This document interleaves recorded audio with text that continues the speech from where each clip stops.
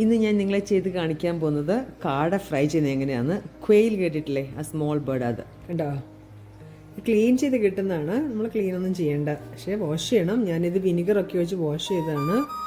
എന്നിട്ട് ഇതിപ്പം ഞാൻ രണ്ടായിട്ട് കട്ട് ചെയ്യാൻ പോവാം. ഇത് കൈ കൊണ്ട് നമ്മൾ പിടിച്ചാൽ തന്നെ ഇത് ഒടിഞ്ഞ് വരും, അങ്ങനെ അത്രയ്ക്ക് ഈസിയാണ് ഇത് കട്ട് ചെയ്യാനേ.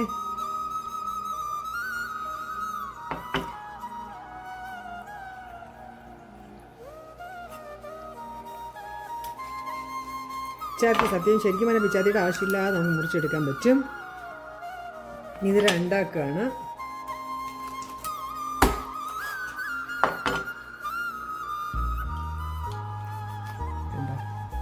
ഇങ്ങനെ എല്ലാ സ്പീസസും രണ്ടാക്കി എടുത്ത് മാരിനേറ്റ് ചെയ്യാം. ഇതെല്ലാം കട്ട് ചെയ്ത് കഴിഞ്ഞു. ഇനി ഇത് നന്നായിട്ട് ഞാനൊന്ന് വാഷ് ചെയ്ത് ഇനി ഇതെല്ലാം നന്നായിട്ട് വീണ്ടും കഴുകുമ്പോൾ വിനിഗർ ഒഴിച്ച് ഞാൻ കഴുകും. ബേർഡ്, ഈ സ്മോൾ ബേർഡിന് വല്ല മണമൊക്കെ ഉണ്ടെങ്കിൽ കട ഉണ്ടെങ്കിൽ അതൊക്കെ അങ്ങ് പൊയ്ക്കുള്ളൂ. അപ്പോൾ ഇനി കഴുകിയിട്ട് വരാം. അല്ലെങ്കിൽ കാട കഴുകി ക്ലീൻ ചെയ്ത് വെച്ചിട്ടുണ്ട്. ഇനി അതിന് വേണ്ട ഫ്രൈ ചെയ്യാനായിട്ടുള്ള മസാലയൊക്കെ ഉണ്ടാക്കാം. അതിനായിട്ട് 1 ടീസ്പൂൺ മഞ്ഞൾപ്പൊടി, 2 ടേബിൾ സ്പൂൺ മുളക് പൊടി, 1 ടേബിൾ സ്പൂൺ മല്ലിപ്പൊടി, 1 ടീസ്പൂൺ പെരിഞ്ജീരകം പൊടിച്ചത്, 1 ടീസ്പൂൺ ജീരകം പൊടിച്ചത്, ഗരം മസാല 1 ടീസ്പൂൺ, 1 ടീസ്പൂൺ കുരുമുളക് പൊടിച്ചത്, എരി ആവശ്യത്തിന് നിങ്ങൾ ഇട്ട് വേണം, 2 ടേബിൾ സ്പൂൺ നാരങ്ങയുടെ നീര്, 1 ടേബിൾ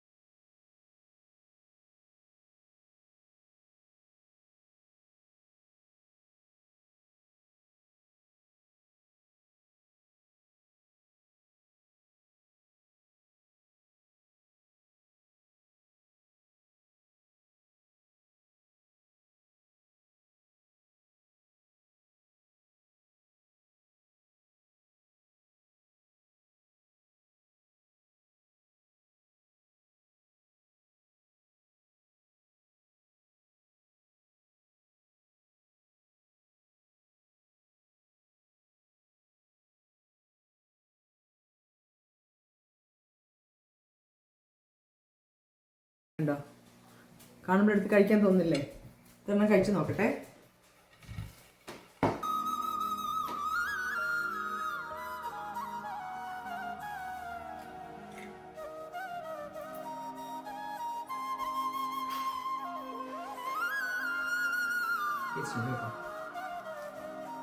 ടേസ്റ്റ് ഉണ്ടെന്ന് ചുമ്മാ പറയുന്നതല്ല, കഴിച്ച് നോക്കിയിട്ടാണ് ഞാൻ പറയുന്നത്.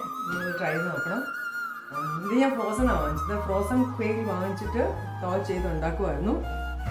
കേട്ടിട്ടില്ലേ, അരക്കാടയ്ക്ക് 1 കോഴിയെന്ന്. അപ്പോൾ ഈ ഒരു അത്ര ഗുണമുള്ളതാണ് ഈ ക്വെയിൽ കാട. മുട്ടയതേ, ഇതിൻ്റെ മീറ്റും അതെ. അപ്പോൾ എല്ലാവരും ട്രൈ ചെയ്ത് നോക്കണം. പിന്നെ വേറെ ഒരു റെസിപ്പി ആയിട്ട് വരാം.